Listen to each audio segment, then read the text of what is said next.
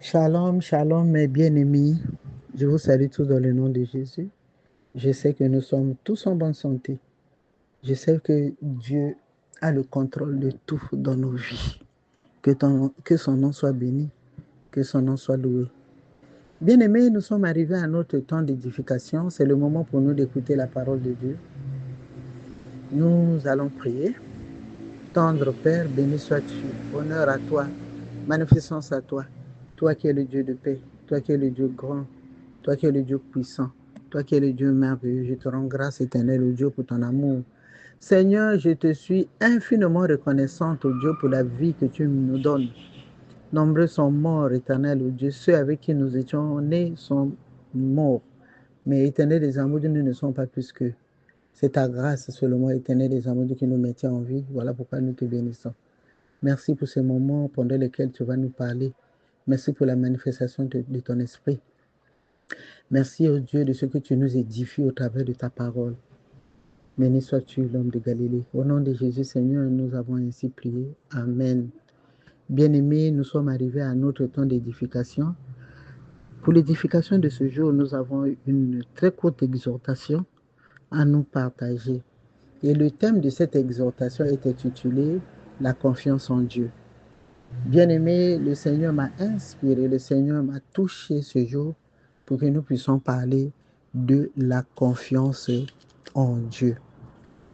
La confiance en Dieu, bien-aimé, j'ai essayé de chercher la signification du mot confiance et j'ai trouvé que le mot confiance vient du latin qui veut dire confidere.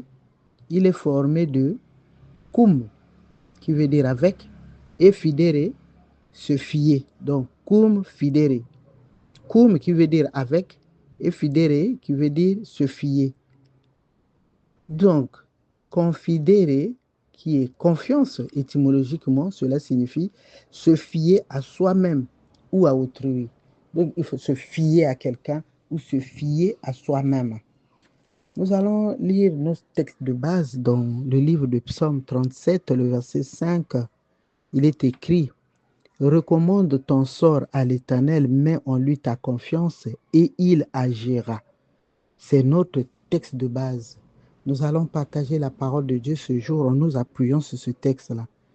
Le Seigneur m'a parlé de la confiance en lui. Ce verset m'a beaucoup parlé parce que quand nous constatons, qu'est-ce que nous remarquons? Que pendant que nous prions, quand nous prions, nous disons beaucoup de choses. Nous parlons à Dieu, nous faisons des demandes, nous nous exprimons. Mais prier est une chose et avoir l'exaucement de sa prière en est une autre. La prière, mes bien-aimés, ce n'est pas une simple récitation. La prière, mes bien-aimés, ce n'est pas juste une succession de paroles. C'est vrai, nous exprimons nos besoins à Dieu, nous parlons à Dieu, nous lui disons ce que nous voulons.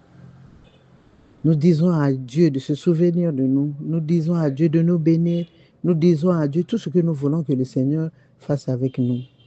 Nous pouvons chasser également les démons. Donc, toutes sortes de prières que nous faisons. Mais après avoir fait ces prières, après avoir parlé à Dieu, est-ce que nous avons confiance que Dieu agira? Est-ce que nous avons confiance que Dieu va faire ce que nous avons dit? Par la prière, nous avons dit que nous exposons nos problèmes. Mais cela n'est pas essentiel pour l'exaucement de notre prière. Cela n'est pas essentiel.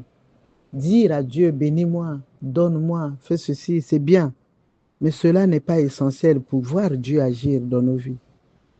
Bien aimé, si nous relisons notre texte de base, nous constatons que à la prière, nous devons ajouter la confiance. Parce que la Bible dit, recommande ton sort à l'Éternel. Et nous pouvons découper ce verset biblique-là en trois parties. Donc, il y a recommande ton sort à l'Éternel, c'est la première partie. Et mets en lui ta confiance, c'est la deuxième partie. Et il agira, c'est la troisième partie. Donc, quand on dit recommande ton sort à l'Éternel, c'est là où nous exprimons nos besoins. C'est là où nous disons à Dieu ce que nous voulons qu'il fasse pour nous. Mais avons-nous confiance que ce que nous avons dit à Dieu, que Dieu le fera? Avons-nous confiance que Dieu est capable de le faire? Parce qu'il dit, recommande ton sort à l'Éternel.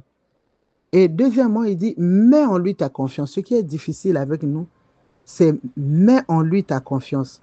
Parce que les trois parties que nous avons citées ici, la troisième action, c'est-à-dire, et il agira.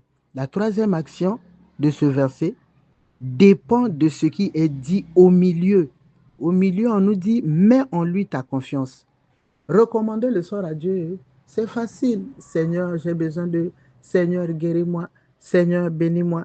Seigneur, Seigneur, Seigneur. Tout le monde le fait. Même les enfants le font. Même les petits-enfants le font. Seigneur, Seigneur, Seigneur.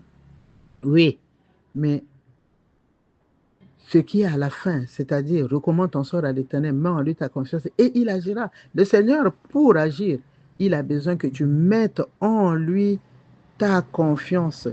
Si nous n'avons pas confiance à Dieu, si nous ne nous confions pas à lui, si nous ne croyons pas que Dieu va faire, bien aimé, nos prières seront vaines. Nous prierons, prierons, prions. Nous citerons des paroles, des mots jusqu'à... Et nous ne verrons jamais Dieu agir. Nous ne verrons jamais s'exécuter la troisième partie et il agira. Dieu n'agira jamais si nous ne prions, si nous ne faisons que prier, si nous ne faisons que recommander notre sort à Dieu. Nous recommandons notre sort à Dieu pour dire, Seigneur, je suis malade, Seigneur, moi ceci, Seigneur, moi cela. Oui, mais nous n'avons pas confiance en Dieu et Dieu ne pourra jamais agir. Alléluia, mes bien-aimés. Très souvent, quand nous prions, nous citons simplement des prières et aussitôt après, mes bien-aimés, nous nous plaignons. Nous voyons que nous sortons d'une retraite, nous sortons d'une nuit de prière, nous sortons des prières personnelles et nous avons exprimé nos besoins à Dieu. Mais aussitôt après, mes bien-aimés, les mêmes personnes, la même personne qui a recommandé son sort à l'Éternel, après nous nous plaignons de notre stérilité, après nous nous plaignons de notre situation, après nous nous plaignons de notre... Surtout quand cette situation dure, quand ça prend du temps pour être débloqué, pour être résolu. Nous avons oublié que nous avons fait des retraites. Nous avons oublié que nous avons jeûné et prié pour recommander notre sort à l'Éternel. Mais nous nous mettons encore à nous plaindre. Nous nous mettons encore à nous à murmurer. Nous avons oublié que nous avons recommandé cette situation à Dieu. Bien-aimés, quand nous vacillons dans notre confiance en Dieu, c'est-à-dire que nous avons cru, si je suis allé en retraite, c'est parce que j'ai cru, parce que j'ai confiance que Dieu va faire. Et là, la confiance est là stable. Et nous avons prié. Quand je sors de là, 2 semaines après, une semaine après, parce que l'exaucement de la prière, le temps de l'exaucement de la prière dépend de Dieu lui-même parce qu'il est souverain. Il peut faire aussitôt après. Il peut faire 1 mois après, 6 mois après, même une année après. Mais quand ça dure, notre confiance bascule. Notre confiance en Dieu vacille. Et si notre confiance en Dieu vacille, mes bien-aimés, nos problèmes et nos situations stagneront. Ça dit, ça ne va jamais bouger, car Dieu ne pourra jamais agir. Dieu agit quand nous lui faisons confiance. Quand notre confiance est stable, même si ça dure, même si c'est difficile, même si ça s'empire, moi j'ai confiance que Dieu agira. Et je le verrai s'accomplir. Et il finira toujours par agir. Mais si tantôt nous avons confiance, tantôt nous revenons à la case départ, vraiment, mes bien-aimés, nos situations stagneront, nos prières ne seront jamais exaucées. Bien-aimé, quelqu'un qui a confiance en Dieu regarde continuellement à Dieu. Il ne regardera jamais à d'autres solutions, même si ça dure. Quand nous avons confiance, nous continuerons à lui faire confiance. Malgré le temps que ça prend, nous continuons à faire confiance à Dieu. Nous n'irons pas regarder ailleurs. Nous n'irons pas chercher des solutions parallèles. Nous n'irons pas essayer ailleurs. Et quand notre foi, notre confiance est stable, le Seigneur agit. Bien aimé, le Seigneur aime que nous lui fassions confiance, comme Job. La Bible dit que le Seigneur avait donné à Job plus qu'il n'en avait avant, parce que Job a continué à lui faire confiance. Job a continué à faire confiance en Dieu, malgré la moquerie de ses amis, malgré que sa femme était en train de la taquiner, mais la foi de Job, la confiance en Dieu de Job n'a pas vacillé. Et finalement, le Seigneur a agi. Mais le Seigneur a agi de façon spectaculaire. Le Seigneur a agi de façon que Job lui-même ne s'y attendait même pas. Alléluia, mes bien-aimés. Mais nous, parfois, on prie, parfois on regarde à l'homme, parfois on cherche des solutions ailleurs, parfois on murmure, parfois on se décourage et on revient encore à Christ. Non, mes bien-aimés, cela ne doit pas se faire ainsi. Cela ne doit pas être ainsi. Le Seigneur ne veut pas que cela soit ainsi, mes bien-aimés. Le Seigneur veut que nous lui appartenons totalement. Nous devons appartenir totalement à Dieu, quoi que ça dure, malgré les moqueries, malgré l'âge qui avance, nous continuons à faire confiance en Dieu. Et la Bible dit, mets en lui ta confiance et il agira. Tu as prié. Certainement que toi et moi, bien-aimés, nous prions, nous savons aussi prier. Faisons-nous confiance totalement à Dieu. Est-ce que nous continuons à faire confiance à Dieu? Bien-aimé, la confiance en Dieu se cultive et elle se maintient aussi. Nous avons besoin de maintenir notre confiance en Dieu. Si nous voulons que notre confiance en Dieu ne vacille pas, nous devons être des hommes et des femmes de prière. Parce que quand on aime, on est obligé de continuer à parler à la personne. Comme nous aimons Dieu, nous avons confiance en Dieu, nous comptons sur Dieu, nous devons être des hommes et des femmes de prière. Nous allons continuer à prier. Nous devons continuer à le rencontrer dans nos prières.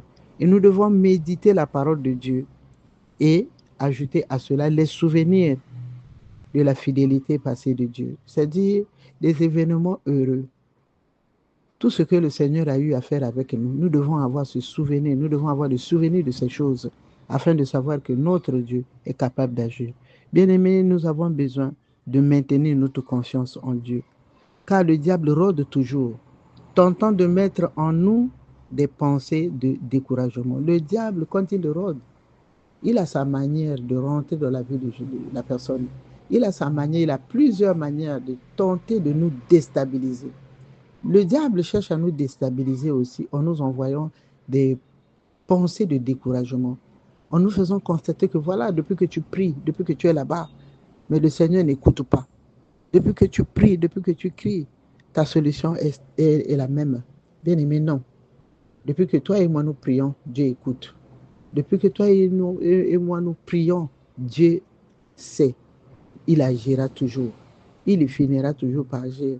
Mais nous, notre part, faisons notre part, celle d'avoir toujours confiance en Dieu. Mets en lui ta confiance. Bien-aimé, mets en Dieu ta confiance. Aie confiance en Dieu, malgré tout. Aie confiance en Dieu, même si cela devient difficile, même si cela perdure, même si cela s'empire. Dieu ne nous rejette jamais. Il ne met jamais dehors tous ceux qui viennent à lui. Il ne met jamais dehors tous ceux qui le cherchent avec foi. Que le Seigneur bénisse sa parole.